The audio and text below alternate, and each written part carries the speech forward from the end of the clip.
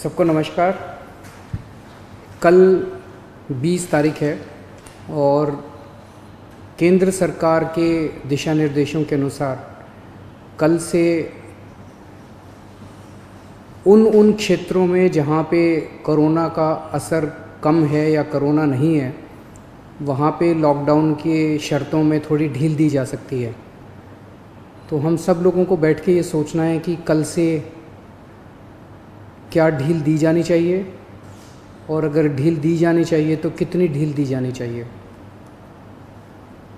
केंद्र सरकार का कहना है कि जो हॉटस्पॉट्स हैं और जो कंटेनमेंट जोन्स हैं उनमें ढील फ़िलहाल नहीं दी जानी चाहिए क्योंकि वहाँ पे स्थितियाँ ख़राब हैं और अपने को कंट्रोल करने की ज़रूरत है। दिल्ली में 11 ज़िले हैं। दिल्ली के 11 ज़िले हॉटस्पॉट डिक्लेयर किए गए हैं। तो केंद्र सरकार के मुताबिक तो सभी कंटेनमेंट जोन्स में ढील नहीं दी जा सकती। पिछले कुछ दिनों से दिल्ली में कोरोना के केसेस में बढ़ोतरी होनी शुरू हुई है। हमने टेस्ट भी ज़्यादा करने चालू किए हैं। पिछले कुछ दिनों में हमने काफ़ी टेस्ट किए हैं दिल्ली के अंदर और कोरोना के केसेस में बढ़ोतरी भी चालू हुई है। कल हमारे पास 736 केसेस के टेस्ट की रिपोर्ट आई। उन 736 में से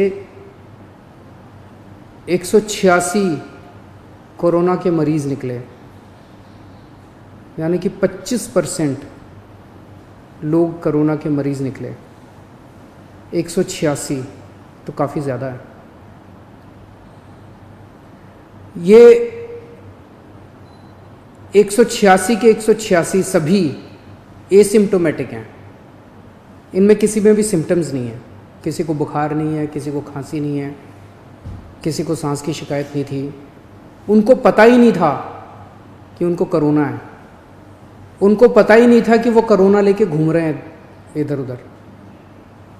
ये और भी ख़तरनाक बात है कि कोरोना फैल चुका है। बहुत सारे लोग कोरोना लेके घूम रहे हैं और ये बीमारी ऐसी है कि किसी को पता भी नहीं चलता कि मुझे बीमारी हो गई है। कई बार सिम्टम्स नहीं आते, बीमारी हो जाती है। किसी आदमी का इम्यून सिस्टम स्ट्रॉन्ग है और वो घूमता रहता है और पता नहीं कितने लोगों को कर देता है। तो ये 186 लोग अपनी अपनी ज़िंदगी में घूम रहे थे।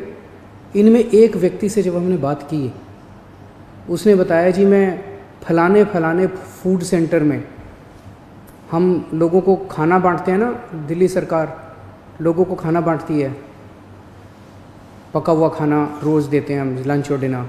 वो कहता है जी मैं पिछले कुछ दिनों से रोज़ सरकार के फूड सेंटर में जाके खाना बंटवाने का काम कर रहा था।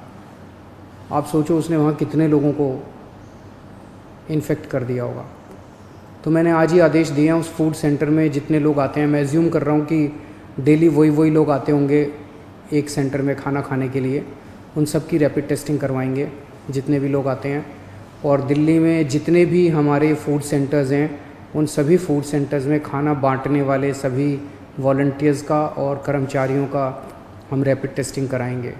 दिल्ली के अंदर इस टाइम फैलना चालू हो गया है। रोज़ कंटेनमेंट जोन्स बढ़ते जा रहे हैं जहाँ पे ऑपरेशन शील्ड लागू किया जाता है।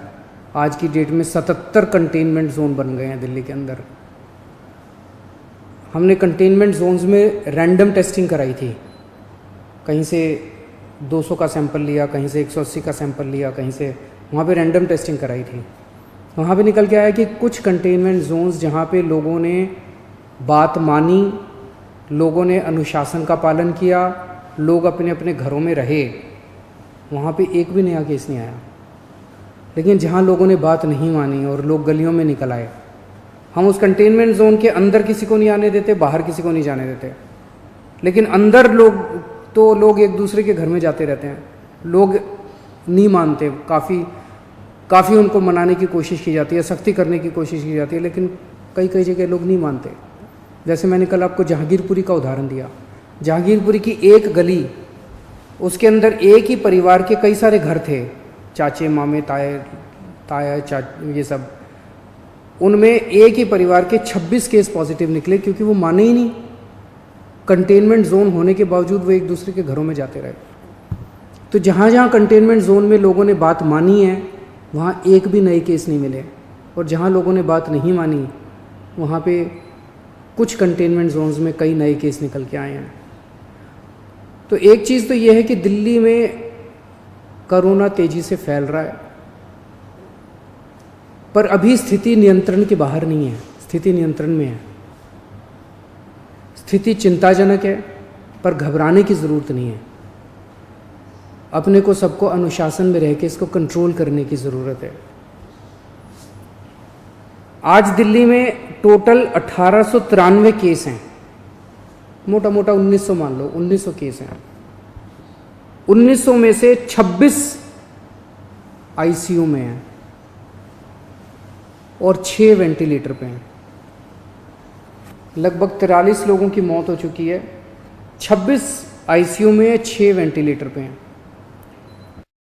लॉकडाउन की वजह से केसेस कम हैं फिलहाल।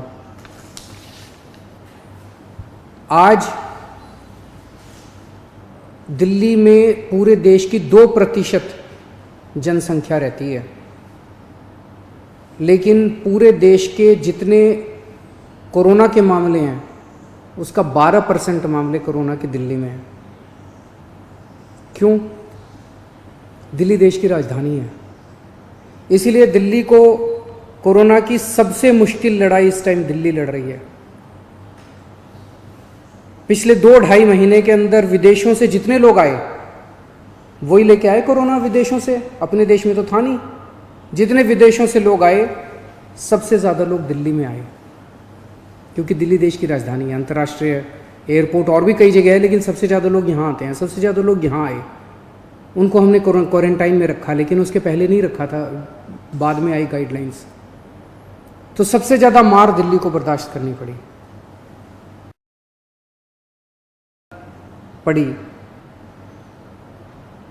तो आज जब ये निर्णय अपने को लेना है कि कल से कुछ ढिलाई देनी है कि नहीं देनी, मैं भी देना चाहता हूँ ढिलाई। इतनी सख्ती बड़ी मुश्किल हो जाती है। कैसे लोगों का गुजारा चलेगा, कैसे लोगों की रोजी रोटी चलेगी, कैसे लोगों का घर चलेगा। लोग बहुत मुश्किल में हैं, बच्चों के स्कूल बंद हैं। हम भी ढिलाई देना चाहते हैं, लेकिन ढिलाई देना बड़ा आसान है, और ढिलाई दे दी और स्थिति बहुत ख़राब हो गई, और उसके बाद अगर आईसीयू कम पड़ गए और अस्पताल के बेड कम पड़ गए और वेंटिलेटर कम पड़ गए और ऑक्सीजन कम पड़ गई और पता नहीं कितनी अगर जानें चली गई, तो हम कभी अपने आप को माफ़ नहीं कर पाएंगे। इसीलिए इन सब चीज़ों को ध्यान में रखते हुए हमें लगता है अभी थोड़ा संयम बरतने की ज़रूरत है। हमने निर्णय लिया है अपने दिल्ली वासियों के ज़िंदगी का ख्याल रखते हुए, सबकी सेहत का ख्याल रखते हुए, कि फ़िलहाल लॉकडाउन की शर्तों में कोई ढिलाई नहीं दी जाएगी।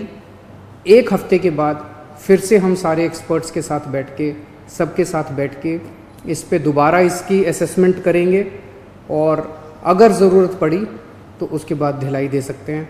लेकिन फ़िलहाल दिल्ली में किसी तरह की कोई ढिलाई नहीं दी जा रही है। नमस्कार।